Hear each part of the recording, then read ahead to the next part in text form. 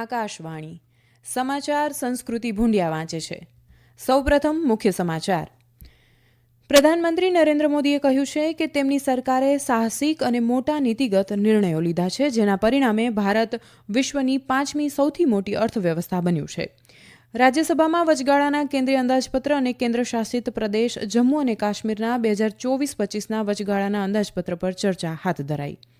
દિલ્હીની અદાલતે મુખ્યમંત્રી અરવિંદ કેજરીવાલને સમન્સ જારી કરીને 17મી ફેબ્રુઆરીએ કોર્ટમાં હાજર રહેવા જણાવ્યું. પ્રધાનમંત્રી નરેન્દ્ર મોદી આવતીકાલે શ્રીલ પ્રભુપાદની 150મી જન્મજયંતિ નિમિત્તે યોજાનાર કાર્યક્રમને સંબોધિત કરશે.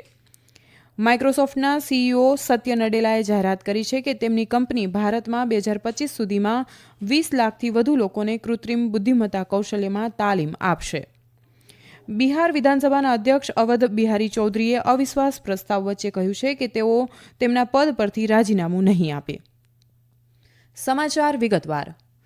રાજ્યસભામાં રાષ્ટ્રપતિના અભિભાષણ પર આભાર પ્રસ્તાવ પરની ચર્ચાનો જવાબ આપતા પ્રધાનમંત્રી નરેન્દ્ર મોદીએ આજે કહ્યું હતું કે તેમની સરકારે સાહસિક અને મોટા નીતિગત નિર્ણયો લીધા છે, જેના પરિણામે ભારત વિશ્વની 5મી સૌથી મોટી અર્થવ્યવસ્થા બની ગયું છે. કોંગ્રેસ પર પ્રહાર કરતા શ્રી મોદીએ કહ્યું કે કોંગ્રેસે ઉત્તર અને દક્ષિણની ચર્ચાને પ્રોત્સાહન આપીને દેશના ભાગલા પાડવાનું શરૂ કર્યું છે. તેમણે કહ્યું કે કોંગ્રેસની વિચારસરણી જૂની થઈ ગઈ છે.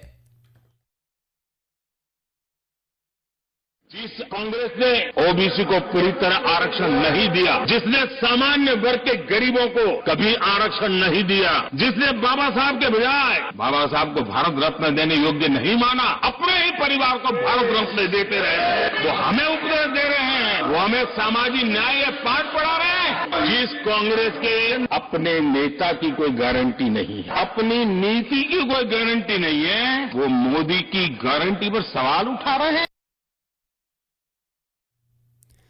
પશ્ચિમ બંગાળના મુખ્યમંત્રી મમતા બેનર્જીની ટિપ્પણીનો ઉલ્લેખ કરતા કહ્યું કે કોંગ્રેસ આગામી લોકસભાની ચૂંટણીઓમાં 40 બેઠકોનો આંકડો પણ પાર કરી શકશે નહીં. શ્રી મોદીએ કહ્યું કે તેઓ પ્રાર્થના કરે છે કે કોંગ્રેસ 40 બેઠકો મેળવી શકે. તેમણે કહ્યું કે કોંગ્રેસે લોકશાહીનું ગળું દબાવ્યું અને સત્તા માટે ભૂતકાળમાં લોકતાંત્રિક રીતે ચૂંટાયેલી સરકારોને બરતરફ કરી, પરંતુ હવે તેઓ લોકશાહી અને સંઘવાદનો ઉપદેશ આપી રહ્યા છે. તેમણે કોંગ્રેસ પર ભત્રીજાવાદને પ્રોત્સાહન આપવાનો આરોપ લગાવ્યો. યુપીએ શાસન દરમિયાન દેશની આર્થિક સ્થિતિ પર સવાલ ઉઠાવતા પ્રધાનમંત્રીએ કહ્યું કે તેમના શાસન દરમિયાન ભારતીય અર્થવ્યવસ્થા નાજુક શ્રેણીમાં હતી. તેમણે આક્ષેપ કર્યો હતો કે કોંગ્રેસ સંસ્થાનવાદી માનસિકતાથી પ્રભાવિત છે અને મોદી સરકારે સંસ્થાનવાદી શાસનના ચિહ્નો અને પ્રતીકોને નાબૂદ કરી દીધા છે.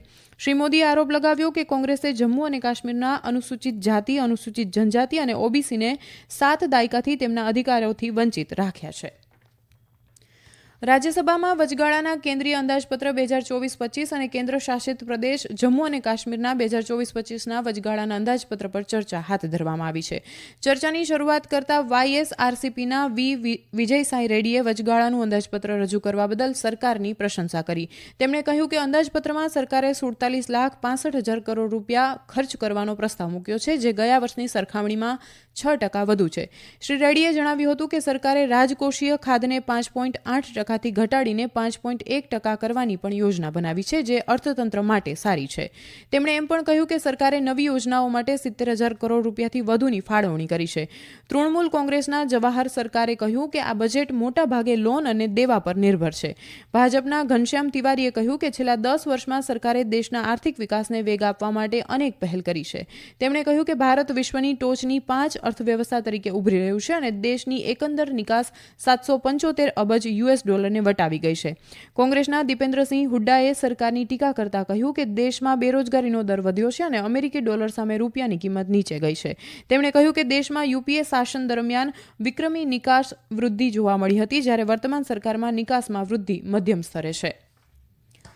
રાષ્ટ્રપતિ દ્રૌપદી મુર્મુ આવતીકાલે નવી દિલ્હીમાં રાષ્ટ્રપતિ ભવનના અમૃત ઉદ્યાનમાં ઉત્તર પૂર્વ ભારતની સમૃદ્ધિ પર 4 દિવસીય સાંસ્કૃતિક ઉત્સવ વિવિધતાના અમૃત મહોત્સવનું ઉદ્ઘાટન કરશે. આ પ્રસંગે પૂર્વોત્તર ક્ષેત્રના વિકાસ, સંસ્કૃતિ અને પર્યટન કેન્દ્રીય મંત્રી જી કિશન રેડ્ડી પણ હાજર રહેશે.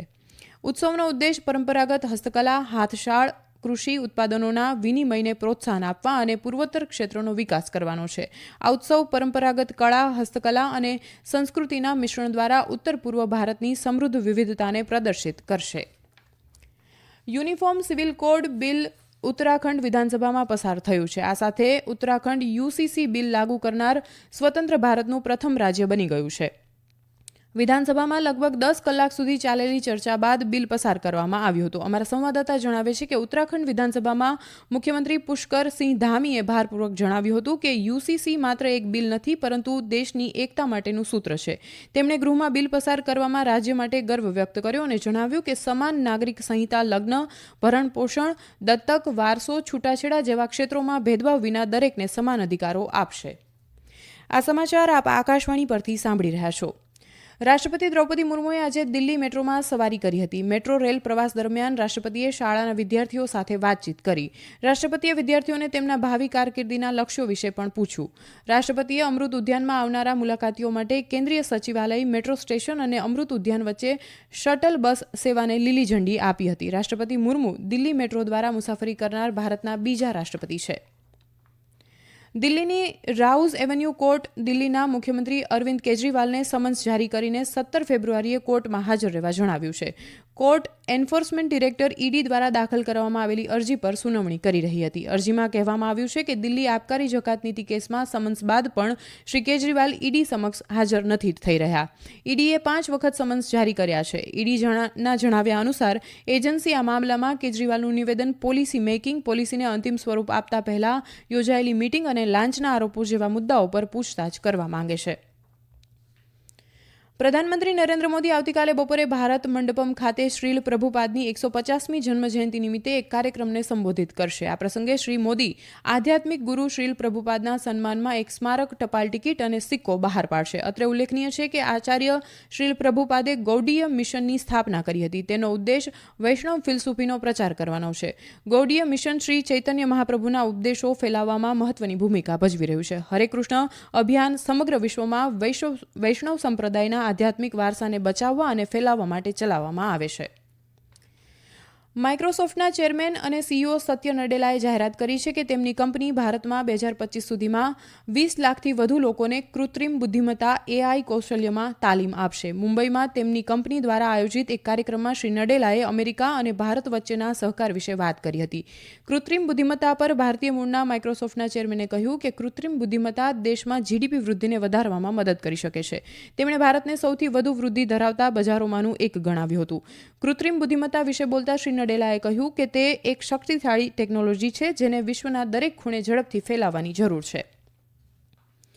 બિહાર વિધાનસભાના અધ્યક્ષ અવધ બિહારી ચૌધરીએ અવિશ્વાસ પ્રસ્તાવ વચ્ચે કહ્યું છે કે તેઓ તેમના પદ પરથી રાજીનામું નહીં આપે.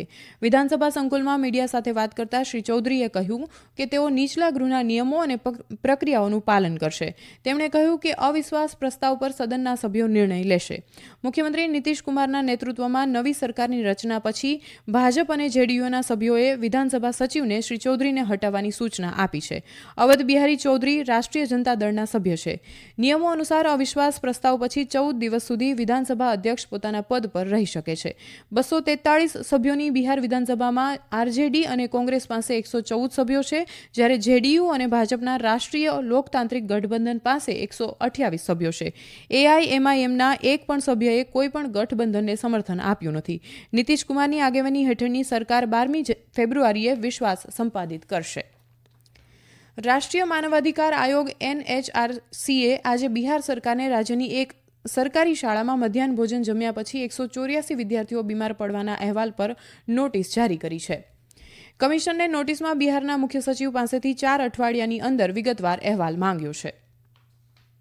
વિદેશ મંત્રી ડોક્ટર એસ જયશંકરે આજે નવી દિલ્હીમાં ગુયાનાના પ્રધાનમંત્રી માર્ક ફિલિપ્સ સાથે મુલાકાત કરી હતી. એક સોશિયલ મીડિયા પોસ્ટમાં ડોક્ટર જયશંકરે કહ્યું કે તેઓ અર્થતંત્ર, ઉર્જા, સુરક્ષા અને વિકાસના ક્ષેત્રોમાં ભારત ગુયાના ભાગીદારી પર મહત્વપૂર્ણ ચર્ચા કરી. તેઓએ કેરેબિયન કોમ્યુનિટી અને UN પર પણ મંતવ્યો શેર કર્યા હતા. અંતમાં મુખ્ય સમાચાર ફરી એકવાર. પ્રધાનમંત્રી નરેન્દ્ર મોદીએ કહ્યું કે તેમની સરકારે સાહસિક અને મોટા નીતિગત નિર્ણયો લીધા છે, જેના પરિણામે ભારત વિશ્વની 5મી સૌથી મોટી અર્થવ્યવસ્થા બન્યું છે. રાજ્યસભામાં વચગાળાના કેન્દ્રીય અંદાજપત્ર અને કેન્દ્ર શાસિત પ્રદેશ જમ્મુ અને કાશ્મીરના 2024-25ના વચગાળાના અંદાજપત્ર પર ચર્ચા હાથ ધરી. બિહાર વિધાનસભાના અધ્યક્ષ અવધ બિહારી ચૌધરીએ અવિશ્વાસ પ્રસ્તાવ વચ્ચે કહ્યું છે કે તેઓ તેમના પદ પરથી રાજીનામું નહીં આપે. આકાશવાણી પરથી સમાચાર પૂરા થયા.